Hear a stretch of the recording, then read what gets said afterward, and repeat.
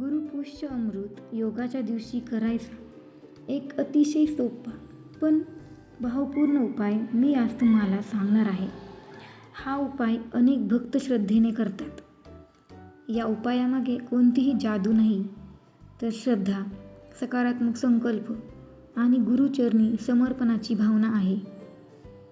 गुरुपुष्य अमृत योगाच्या दिवशी सकाळी किंवा संध्याकाळी स्नान करून स्वच्छ वस्त्रे परिधान करा. त्यानंतर एक चांगला अखंड आणि स्वच्छ नारळ घ्या. हा नारळ आपल्या घरातील देवघरात किंवा स्वामी समर्थांच्या प्रतिमेसमोर ठेवा. नारळाला हळद, कुंकू लावा, फुले अर्पण करा आणि मन शांत करून काही क्षण स्वामींचे ध्यान करा. त्यानंतर दोन्ही हात जोडून आपल्या मनातील इच्छा, चिंता, दुःख किंवा प्रार्थना स्वामींच्या चरणी अर्पण करा. आता डोळे बंद करा आणि पूर्ण श्रद्धेने 11 वेळा श्री स्वामी समर्थ या मंत्राचा जप करा. असा 11 वेळा जप पूर्ण करा.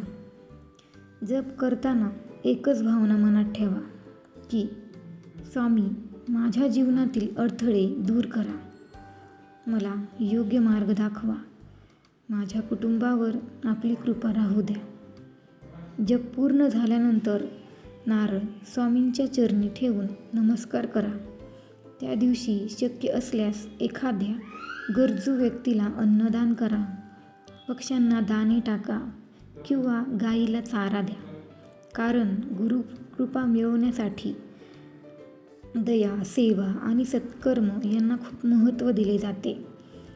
दुसऱ्या दिवशी हा नारळ जवळच्या मंदिरात अर्पण करू शकता किंवा प्रसाद म्हणून कुटुंबातील सदस्यांमध्ये वाटू शकता. लक्षात ठेवा, कोणताही उपाय तेव्हाच फलदायी ठरतो जेव्हा त्यामागे श्रद्धा, संयम आणि चांगली कर्मे असतात. फक्त उपाय करून सर्व काही बदलण्याची अपेक्षा न ठेवता आपल्या कर्तव्यावर विश्वास ठेवा आणि स्वामींच्या नामस्मरणात राहा.